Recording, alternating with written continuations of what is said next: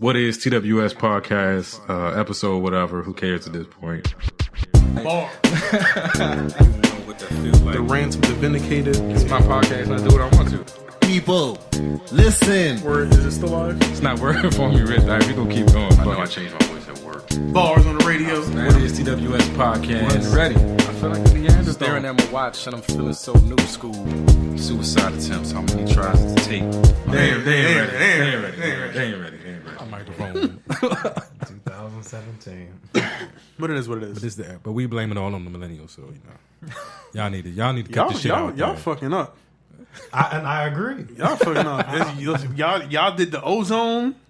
Let me just say this. Y'all put Trump in office. Let me just say this. I feel like I don't belong in this generation, in this time period. I really wish I was born in like the 70s or the 80s maybe, but 2017, no. I can't get with some of the ideals that people have. This younger generation, like I can't get with it, and it makes no sense. Man, I joke about it all the time. I really can't blame millennials for everything. I can't tell you to get up and go get a better job when I know all of the baby boomers still got these jobs on lock, making overages amount of money that they don't want to give up, and so until they vacate it, I know you can't obviously get the job. Right. But at the same time, in the interim, it's like some of y'all thought process, not you in particular, but some of the thought processes have to change. Like, damn. You seen what I seen in the high school? What the fuck? In the hallways of St. Charles? This goes back to the be the light mantra. Like, I see the fucked upness, but part of me, I like to be in control. I don't like to feel like things are out of my control. So I think if I put the blame on the millennials and say all this stuff is their fault, like, I lose control. Like, 'cause I'm waiting on them to change in order for shit to be better for me. But if I say the millennials is fucking up, but it's because I didn't teach them, or I'm not imparting my wisdom, or I'm not involved enough, or I'm not influencing them to make the right decisions, then that gives me a little bit of the power back. That gives me the ability to say, if I work harder at influencing them, if I use a platform like this to try to speak to millennials and get my point across, then maybe I have a chance at making things better. If I put it on them, then I'm powerless. Yeah, I wholeheartedly agree with that. That's what I'm saying. That's why I said I'm not blaming anything on them. Like, the economy, all of this, none of it is their fault, because you guys are inheriting the bullshit. This is true. Of what the generations prior did. Which is however, savages. Listen, I'm coming into this shit my damn self. I'm listening. Rich is what they call a tweener. A tweener? What is that?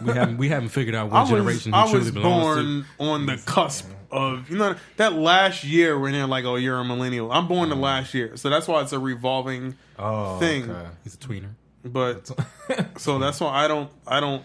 So you're teetering on that line. Not a millennial, damn it. I voted. And he about to pull out the charts again. And so this is and I disagree when people say our generation is smarter. I wouldn't say we're smarter. I would say we're more knowledgeable because of technology as well. This as generation, access. the millennials are smart. They're very smart. Right. What they don't have, or what they do have, is a severe lack of wisdom, world knowledge, and understanding. But they're so cocky that they refuse to acknowledge and accept the fact that they may not know something. So that's when they begin to just headlong, balls to the wall, and everything. Their own downfall. Yeah. None of my friends I know listen to their parents. Well, a majority of them, I should say. And it's always not a new concept. But I was about to say it's always been like that. However, I may have not wanted to listen to my parents and did the opposite. That don't mean I didn't know right from wrong. What the fuck you mean coming out at 11? Fuck you, I'm staying out till 11:30. No. But that doesn't mean like it's going into your head and you're cashing it, but you're acting out. No. Whereas they're like, oh, you actually don't know. It's not even cashed. Yeah. And so here's where I differ in my opinion on the millennials. I'm not going to sit here and say that they're smarter. I didn't say they were smarter. I said they're smart. I'm not even going to say that they're smart. Keyword. The problem for the millennials is that information is too easy to come by nowadays. and there's too much of it. You know? Overload. It's overload. Like I said, I hate the internet because it doesn't matter what your opinion is. You can find evidence to support it. So if you believe in some bullshit, you can find some other bullshit to go behind what you believe in and make you feel more further entrenched in that belief. So now you already came with a stupid premise, but because you found a message board full of other stupid people that backed you up, now you solidified in the stupidity. And you even sound smart when you say it because you got all of this bullshit information behind it. And it's so easy to come. It was a little more difficult for us to come across information. So information was one, valued, and then information was two. If I knew something and could speak it, you couldn't necessarily quickly rebut it with some nonsense, But at the same time, even with that, even when you had to research and do all of that stuff, it forced you to form your own opinion. They don't form their own opinion. It's like people just blindly follow. Oh, Trump said greenhouse is fake. He's right. So Jay-Z put this video out yesterday, footnotes on 444, like I was talking about. And in the video, he says how, Beyonce, he wasn't ready for love, and Beyonce and him, built this relationship. We built this beautiful mansion, that wasn't built on 100% honesty. And he goes on to say so much more about the relationship and how they decided they had to tear it down and start over again. And it's been the hardest thing he's ever had to do. But it's about being committed and not giving up.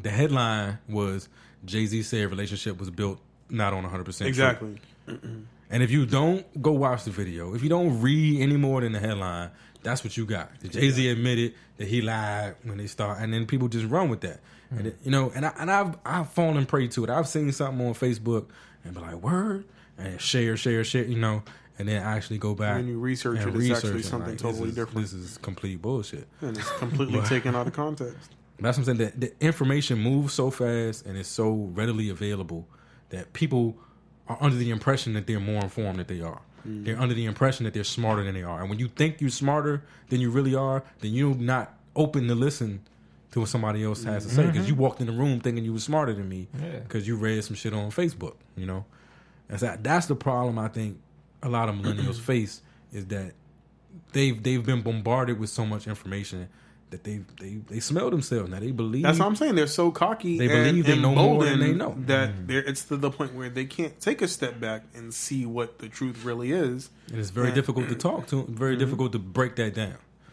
To say you don't know nothing. But we sound like our parents. Because I remember being that kid and listening to my mother and be like, man, you don't know what you talking about. My mother used to talk, I tell you all the time, I'm becoming a racist because my mother, I'm becoming more and more like Slowly, my mother. but surely. Like I'm learning the stuff that she already knew and was saying to me back then, but I was like, nah, it ain't like that. And I'm saying, it kind of is like that. But you couldn't tell me that at 19. Right, it's cyclical. Right. Like this is always gonna. There was a problem with Generation X. There's a problem with the millennials. The baby boomers probably faced the same issues from the generation before. Like this is all like everybody's music was noise. Like, it's all just cyclical. I'm just 35 and looking at the 18-year-olds like you. I wonder what it would have been like to live like during the baby boomer generation. The fact that I could have went to work and on my salary bought 2 cars, bought a house, taken care of everybody, 5-6 kids, and been okay. See, the issue is, Rich, that during the baby boomer time period, you in particular could not have gotten a job. you black bastard. You're fired. I don't even work here. You would not be working at no semiconductor company. I want to know what it was like when gas was like, 75 cents a gallon or something like that. Bread was a nickel a loaf and shit. Yeah. You know how much milk costs? $5 for a gallon of milk? Shit. That's why you need to stop shopping at Whole Foods. I can't imagine. No, I Amazon Prime everything now. Prime now. That's about to be Whole Foods too. Oh yeah, shit. I don't know. Yeah, we live in this microwave microwave popcorn ass nigga. That's from a De La Soul album. But That just reminded me. Unrelated. One time when I was working at Nike, we ran a food drive. So everybody was bringing in the food. We were doing a clothing drive at the same time. So I'm one of the managers. So I'm condensing the stuff, putting it in the boxes so we can begin to take it over to the charity that we're donating it to. And I look in the box, and somebody donated some microwave popcorn. And I was like, motherfuckers don't got microwave. that's what I'm saying. Like, what the fuck? I was like, this is like a take this shit. Here's $5. Go buy a can. Like, god damn it. Did you bag of microwave popcorn? A few weeks later, did you see like a bum on the street with like a trash can fire? Like just holding that shit. I was like, this something. That was funny, but at the same, it was so disrespectful. You gonna give a homeless person a bag of microwave popcorn? Damn. They could have ripped it open and just ate the kernel. It's like no nutritional value whatsoever, but you know, savage. It might fill you up, might crack a few teeth, but you be all right. Man, that was horrible. I had to mention that. I don't know, man. 35, though, I feel old. I feel like you're 19. That means I've been alive for 16 years longer. Like you've only been alive 19 years, and I got 16 extra years. Like almost two. I guess it's a long fucking time. It's not that bad. Lots of people wish they were 35 again. Life is long. It is. Like I can't even say that I'm old. I'm only 33. But so one of the things I wish for you too is a better life than Jared and I had to live, because we've both, I know, had to face a lot of adversity and self-growth and self-teaching. You know what I mean? So that's why I try to talk to my little cousins, friends and stuff as much as possible, because this is not something that I personally had. You know, someone trying to steer you, even if you're not going to listen to me, even if you're not going to listen to Jared, I'd rather put it out there. You take from it what you may, but it's a lot, like we mentioned before, especially African-American men have issues with not reaching back and trying to lend a hand and guide their fellow man, because it's looked at as a sign of weakness for you to accept the help, and if I make it, it's looked at as, well, I did it on my own, so therefore you could do it on your own. It's that bullshit ass stigma where you know, Jared is 35 and I'm 33, and we're both in positions now where like we're, you know, trying to take care of our families and have, you know, good jobs, and we're doing what we have to do. Now imagine if somebody was imparting all of that wisdom, and you know, you were just told you everything right to do, and you were at 22 in the same position. You just cut a decade off of a struggle. Yeah. You know what I mean? But I don't think people think about it like that. So I say, if I had to give a young person like yourself, Dad, the Millennial, advice from 35-year-old me, it'd be like where you are right now. Like, you need to appreciate the position that you're in right now, because at 19, when you walk into a room, people see everything that you could be. Right. At 35, when I walk into a room, people see everything that I didn't do. Like, you know, when I walk into a room, this is where you are. Well, why aren't you here? When you walk into a room, it's like, this is where you are. I bet you he can get here. So much potential. So much potential. Promising. But that window where people look at you as potential is going to close. It closes very fast. Very fast. Very fast. So right now, there are doors open to you, not based on what you've done, but based on what people think you can do. And if you can take advantage of those doors and fulfill some of that potential, start to show people the substance behind the potential, that I'm not just potential, I actually am capable and going to do these. I'm doing the things, you know, because that window is going to close. And then all of a sudden, you're going to go from the youngest guy at the job to one of the older guys at the job.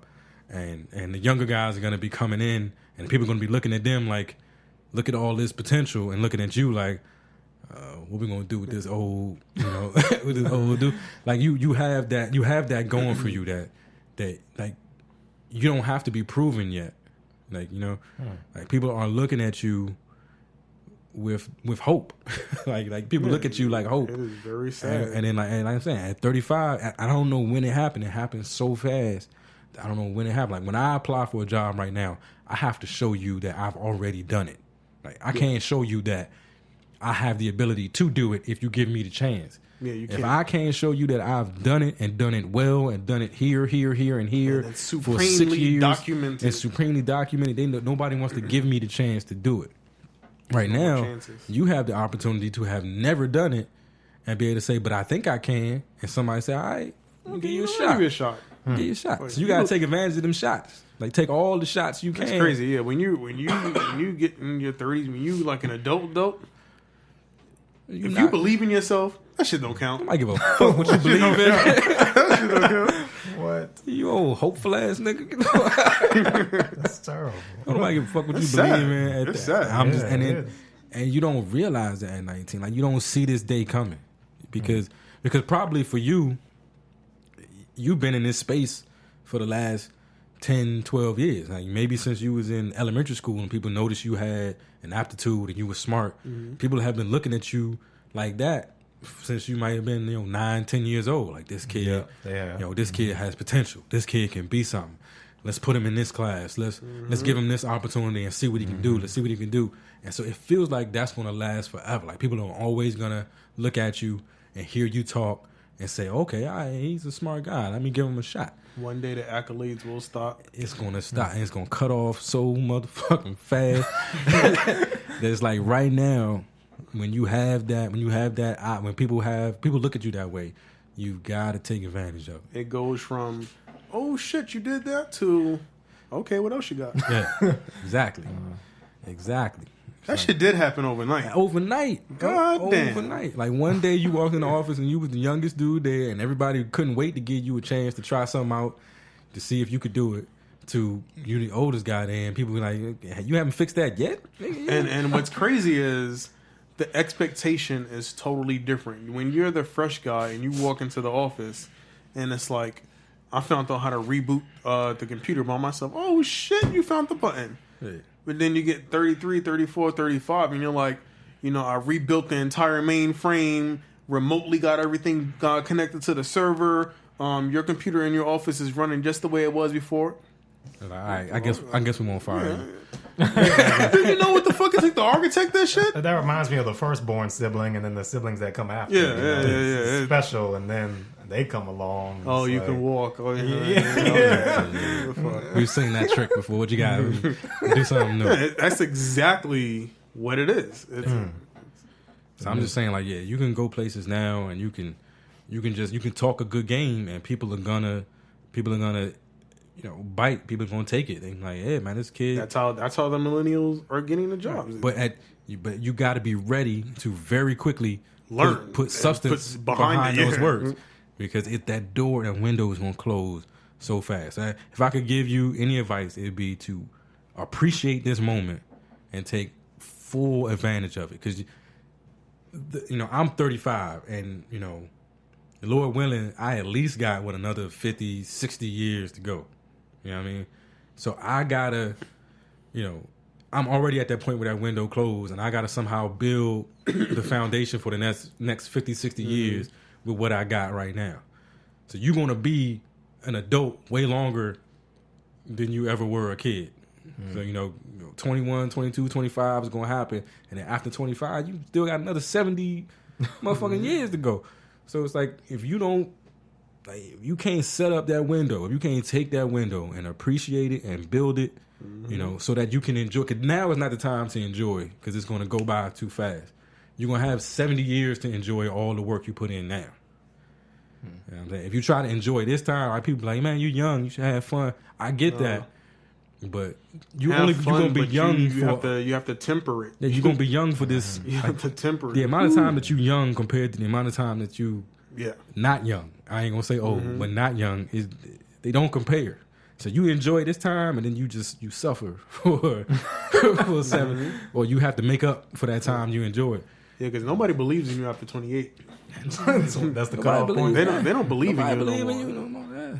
You got potential until you maybe like 23. you're a really smart guy. You know, you can be doing You're an something. up-and-comer. But until you're about 26, 27.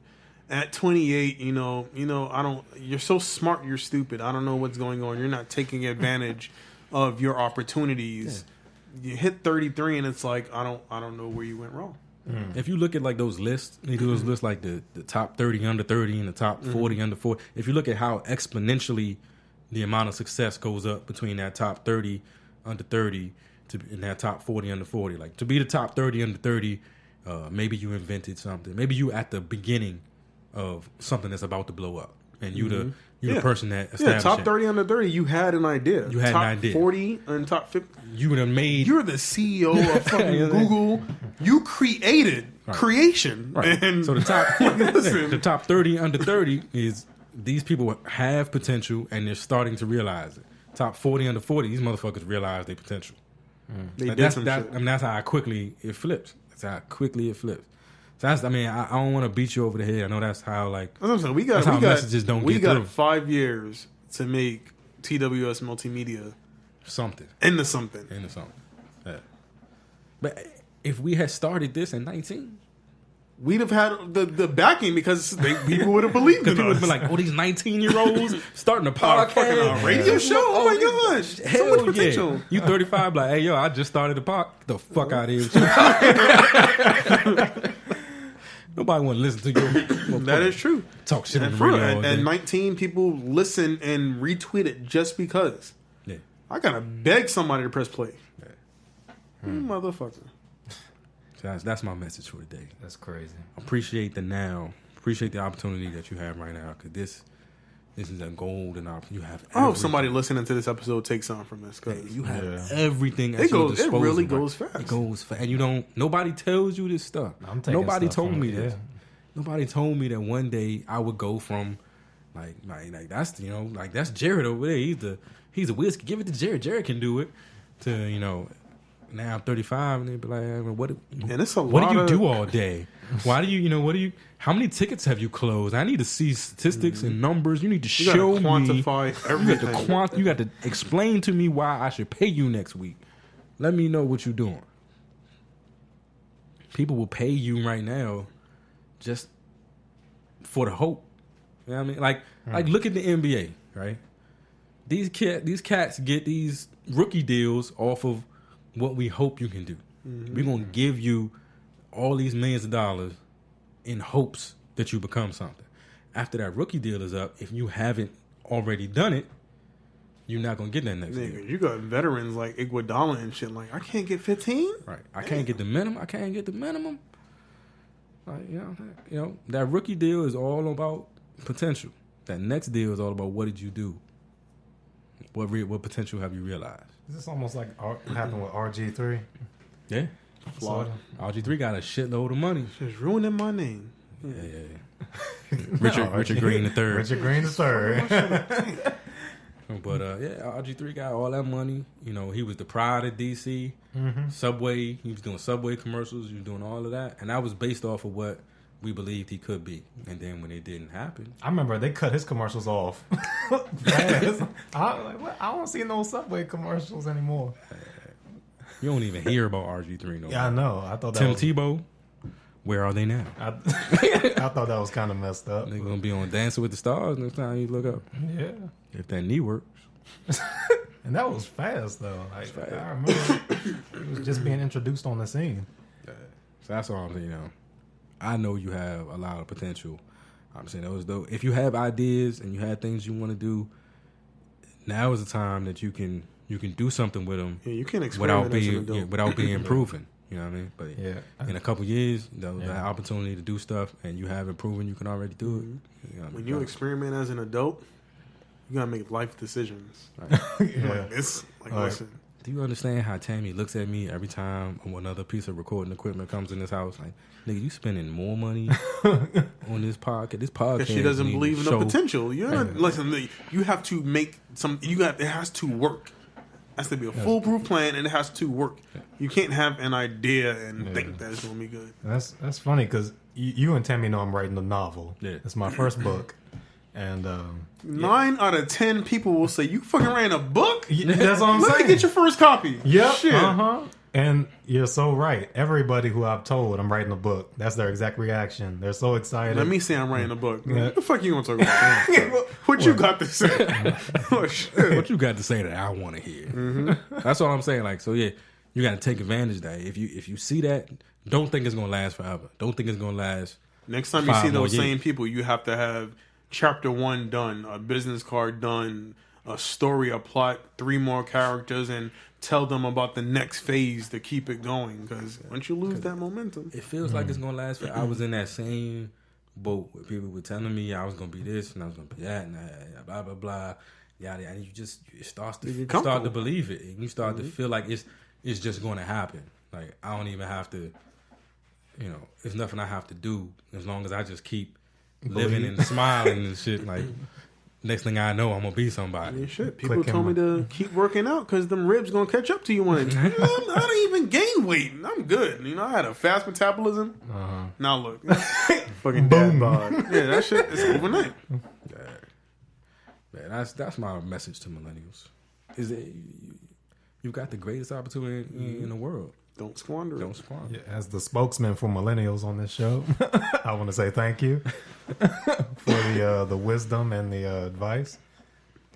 And I'm gonna take that and I'm gonna run with it. It's more than Tebow did. He ran with it. And he got hit. And he fell. Yep. Mm-hmm. Oh man, I don't know what else. Cause at this point, we might as well just make this like one long episode and then put Rich to work, chop it up, the chopped and screwed edition. How the fuck did they get 9:17? How much time are we at? We had an hour 27. Oh yeah, you can probably squeeze in like one more topic, and then I'll find a good reference point to do some edits. Just when we do the second episode, just put a lead in there or something like just something come in. We might have to hold off the second episode to maybe like Thursday or something like that. Yeah, I mean, this episode won't go out till Thursday, Mm-hmm. and then you want to wait till the following Thursday for like part 2. Put something, whatever in between on that Monday. But yeah, all right. So I know what I wanted to talk to you because we touched on LGBTQ whatever. So not too long ago here in Austin, there was an issue where there was it was a girl. It was a girl who was identified as a boy and was going through the process of transitioning to be a male. And so she was taking the testosterone, all that stuff, was a boy. I think, you still, in the articles and stuff, they referred to Max as a he. So then petitioned the high school athletic, whatever, department to wrestle in the tournament as a boy. The whatever the governing body decided that according to their rules you have to wrestle, you have to participate under the gender that's on your birth certificate.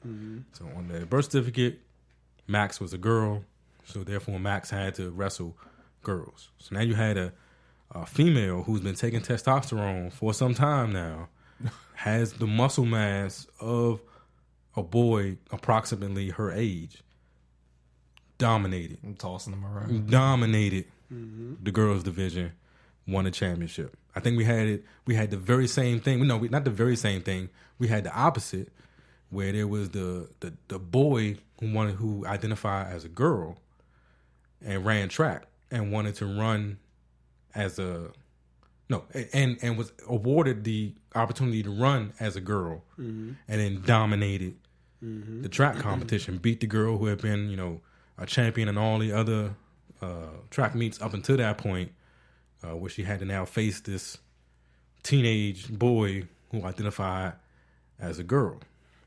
So as a I can call him a former high school athlete because he used to wrestle.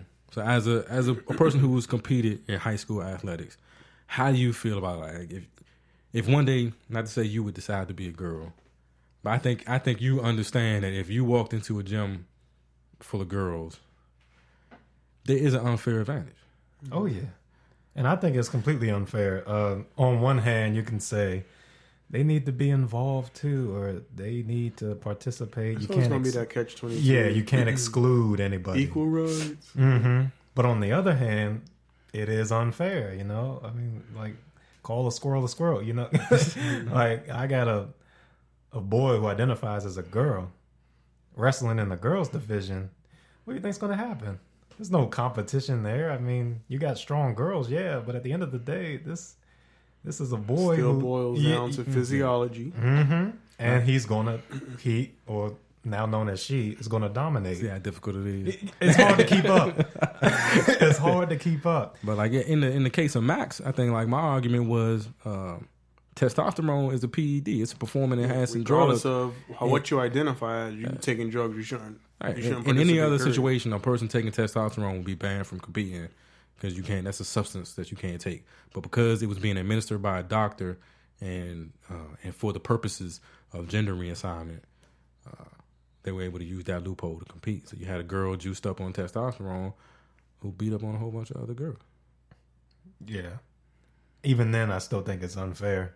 Yeah. And it shouldn't be allowed, at least until the transition is complete. I still don't know how that works. Yeah, I don't know how it works. I don't know how any of it works. But see, that's not going to be an issue going forward because now they're awarding people the right to Change their birth edit certificate. their birth certificates and edit their social security cards and IDs and blah, blah, blah, blah. So, And then I was telling you how DC just awarded the first gender neutral credentials. So somebody can now get a license or an ID that does not identify sex or has no sex. What? You just I don't know. It's just too confusing. I blame the millennials again. Once again, this is y'all fault. Y'all. What did we do? We had boys and girls before y'all came along and didn't know what bathroom to use, and this shit got we weird. got gender neutral bathrooms, gluten. I'm sure y'all had people like that. It was just like on the low. They would never say nothing. My father went to a private all-boys school. He said they found you was gay, you would get beat up in the locker room or the bathroom. And that was the end of it. We had gay kids in my school. I don't think they ever complained about having a. I don't think this whole idea of identifying as something like this to me is new. Like I think homosexuality has always been around, and we've always known, members of our family or people we went to school with or whoever who might have been homosexual. But the idea that you can identify as something different than what. Especially when you were born they're pushing the agenda. Like, did you see the video the other day? Did I send you the video? And it was a drag queen reading books at the library to a group of kids. And they were like 4 or 5 years old. And he or she says, who wants to grow up to be a drag queen? Like, any of the boys want to be a girl? So the boys, all they know is that this person is like being fun and friendly and reading a book. So the boys are like, I want to be a drag queen, but they're like 4 years old. They don't know what that is, but you introducing, that subject to them kind of skews their thinking early on and then perpetuates the cycle. We still need to have a member of the community on the show. There's so much I don't understand. Because I don't know. I just feel like when you grow up without certain options, when certain things aren't even an option, then they don't manifest. I don't remember being a kid and having the ability to choose whether or not I wanted to be a boy or a girl. Like There was no choice. It was no choice. I was just was no born choice. and I was a boy, and that was it. That was it. You don't like it? There wasn't no option. There wasn't no I don't feel quite right as a boy, so I want to be. It just. I changed my mind today. It's too much. It's too much out there. It's I'm black. I never got the option to be something other than black. Like nobody ever said I could check another box. Like when I got the form, Uncle Ruckus, you check the box you're supposed to check. But what prevents me now at 35 from saying I'm a white girl. I'm a Filipino girl. With an 850 credit score. With an 850 credit score. I think I should be identified that way. I mean, that one white guy decided that he doesn't want to be 57 anymore. He wants to be a 6-year-old girl. So, Yeah, I just want to. Shit happens.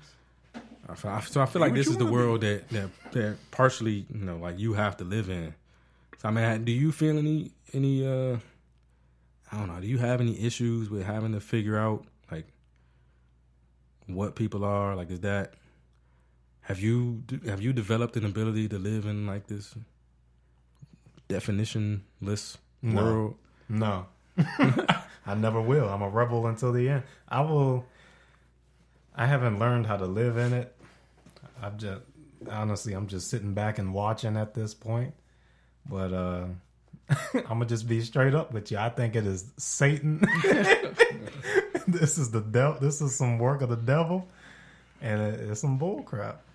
Yeah, I struggle with trying to figure out how to explain it all to Elise, like how to. That's a shame. You shouldn't even have to do that. Whatever you do it before the school does it. Oh, that's what my mom said. Like, yeah, you can't not impart your values because if you don't, somebody else will. Savages. She gonna get it from someplace. You can choose if it come from you or if it come from school or TV or whatever. Or Elmo. I swear to God, yo, if Elmo come on TV right now and tell Elise to kill us in our sleep, we some dead motherfuckers. Elmo has full control over my daughter. Sad. All right, I feel like the energy is done. I'm drained. We're gonna let Rich go home and recharge his batteries. Got a dentist appointment tomorrow. Yeah, hopefully they don't do too much damage. Yeah, we don't need anything else to happen to you, Rich. Man. He gone again. We need you to be all right, man. I was like, I'm already fucked up. Let me just go get this dentist shit over with. No more limited snickies. But we probably hook up this weekend. You guys gonna go to Arena's thing? Yeah, I think we're gonna be there. I don't know what time. Renee, what are you guys doing on Saturday? Besides that, I need to try to get some community service. I need to try to go to Goodwill or something. So I'm doing well on my probation, but I ain't got no community service hours right now. Like, what do you have to do for Goodwill? Like, do you have to like actually be there? Yeah, I gotta put in 48 hours of community service before the end of my probation. And so I guess I gotta show up to one of them and say I'm here to volunteer and do whatever it is they ask me to do. You're gonna be that dude that was following me around with the cart yesterday, trying to put everything back. That probably me. No, wait, we went 2 days ago to Goodwill. That's something I have to do. I'm like, hey, yo, Rich, I'm volunteering at Goodwill. Y'all need to stop by. They'll send me to follow y'all. Black, they'll send me to follow y'all. So come to the Goodwill. I can just hang out with y'all all day. Yeah, I gotta get my community service, huh? Dude. All right, well, let me know if y'all do anything, because I forget what time Renee works. If the timing works out, we can probably record something early. So we got to record another. I mean, this is going to be 2, but still, we can preemptively do something. We need something. And then I think we may be able to work out. I haven't talked to Steven, but maybe things have died down enough to put part 2 of that episode out. I was calling it a loss. Yeah. I didn't know what was going to happen. I don't know. I still don't know. I haven't spoken to him since. So, drama. Drama. I gotta think of some more advice on millennials. Flan says, I don't know, man. 35. What has happened to me in 35 years? Don't be afraid of marriage. Driving? Anything with driving? Don't do it while intoxicated. I can tell you that much. I can tell you. Actually, just do it. Don't wait. You get cheaper insurance. You start driving now. Most of my friends like to drive fast. I don't know why. I don't know if they're trying to impress other people in the car or what, but I think it was like 2 kids. Yeah, 2 kids. I think like their senior year, they got wrapped around this pole and they both got killed. Do you drive fast? No. I don't even drive. I don't even drive. But when I do, I drive fast. I'm saying, do not. If you know you're going out, there's too many options. Like with Uber and all this stuff, you're gonna have a drink. Just don't get behind it. It's not. Hey, there's too much you could do. I think I'm going through it right now. I got the DWI in May. It's expensive. I got the DWI in May of last year. So we're in more than a year since I committed the offense, and I'm barely like 6 months into my punishment. I still got a long way to go on this probation. But between what I had to pay to get the car out of impound, what I had to pay the lawyer, I pay almost $200 a month. Right, you have to pay to be on probation. Dang. Like that's not free. I have to pay to be on probation. I have to go see this officer once a month. I'm subject to urine tests or whatever they want. I've had a probation officer pop up at the house on the weekend and just give me a breath test, out the blue. The classes I've had to go to, the money I'm gonna have to pay to get my license back. It's not worth it, and you could do a lot of damage. Mm-hmm. Things could have went way worse for me. Like I gotta feel blessed that a tire blew out and a police officer stopped me at an intersection. Because who knows what would have happened if I had kept driving. So, should have sat in the passenger side. That's all right. So if you are going to drink and drive and you realize somewhere in the middle of your driving experience that this might not be the best idea for you, what you need to do, you need to pull off to the side of the road. You need to remove the keys from the ignition. Now you can go to the passenger seat, but let's just be safe and go sit in the back. Mm-hmm. Go to sleep. You might still get a public intoxication charge, but that's nothing like a DWI. That's more Flan says. The more you know.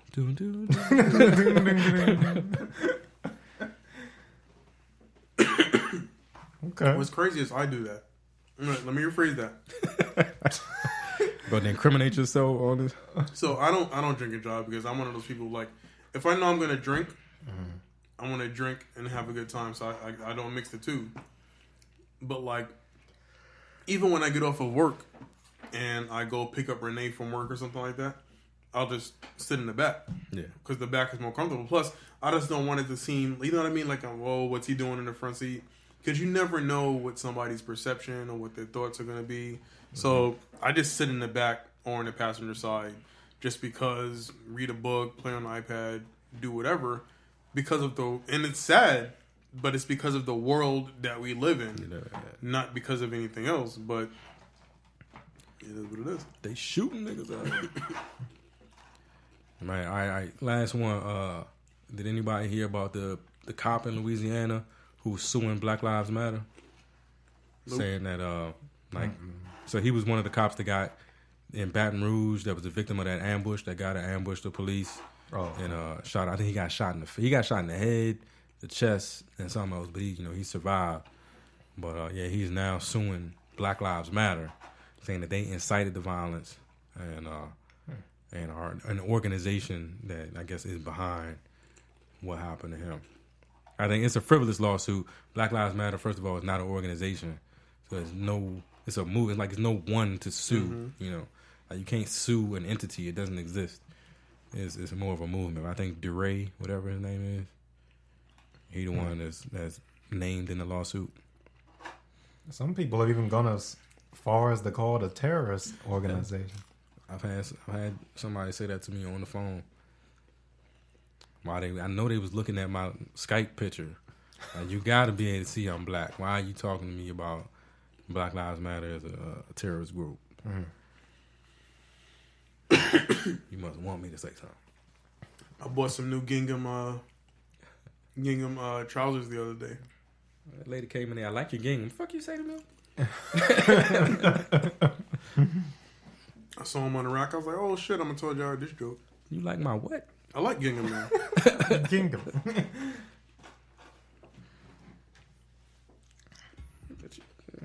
Man, bitch, I'm married. Don't you ever say nothing about my gingham, man.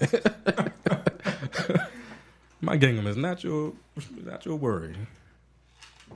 Tell my wife you in here looking at my gingham.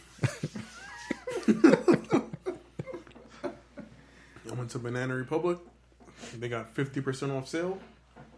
Got me some gingham trousers for $23. If it wasn't 5'4", is what's keeping me. I got some 5'4" jeans on there. My first what is it? What they call it? Raw denim. First pair of raw denim. I like 5'4". Jeans. They make nice jeans. These are pretty nice. It took, I guess it's my first raw denim experience, so I didn't understand the whole like break-in. Oh, you got to break them in. Break-in period. So the first time I wore them, I felt like they were like super tight. You can't overwash them either. Yeah, they like try not to wash them as much as possible. Like just damp cloth. Dab the areas. Dab the area.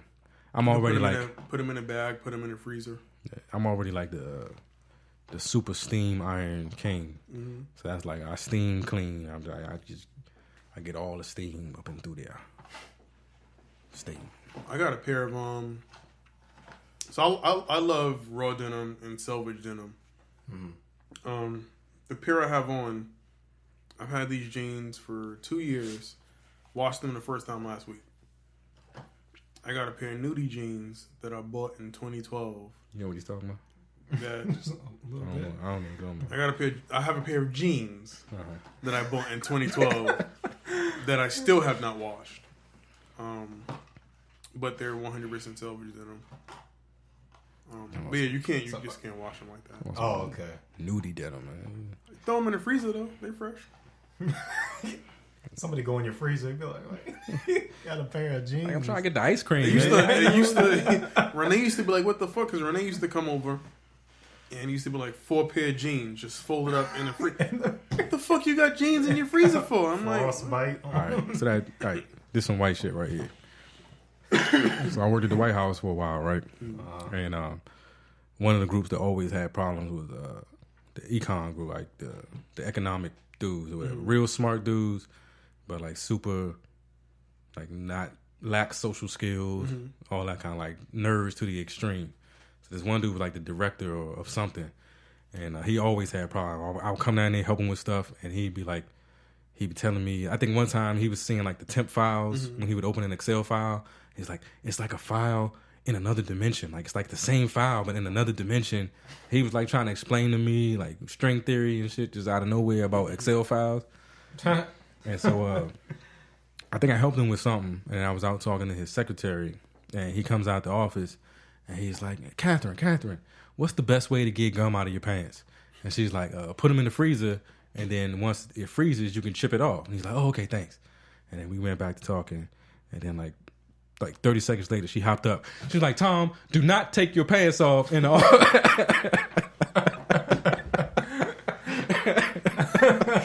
The fact that you have to realize that and catch it, oh shit. He probably fucking would have. He probably would have. Probably would have taken his pants off, slam him in there, and put him in the freezer. That is some white shit. Yeah.